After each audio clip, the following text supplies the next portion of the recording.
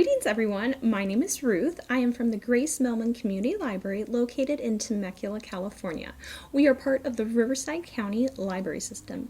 Today I'm excited to bring to you part 1 of a 6-part video series on how to create measure, mark, and fold MMF folded book art. It is important to know the parts of your book. Your book may or may not come with a dust jacket or dust cover, whatever you want to call it. I don't care, which is the hard paper covering around the outside covers of your book.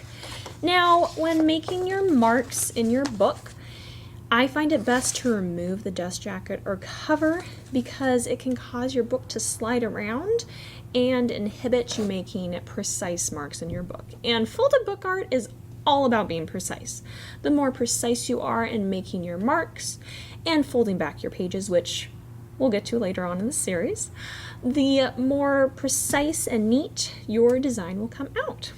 So, other parts of your book are, of course, your front cover, your back cover, the spine, the gutter, which is the part where your pages meet and are bound, the top edge, the bottom edge, and the general edge.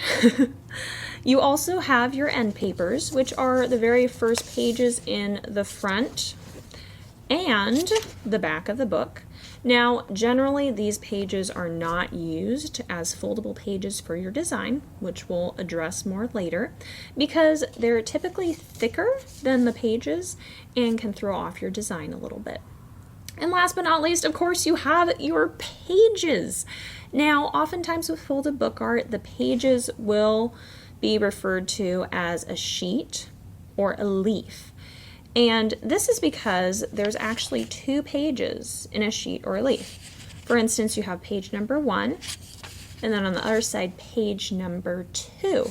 And since we're utilizing the whole sheet or leaf, they refer to them as sheets or leaves.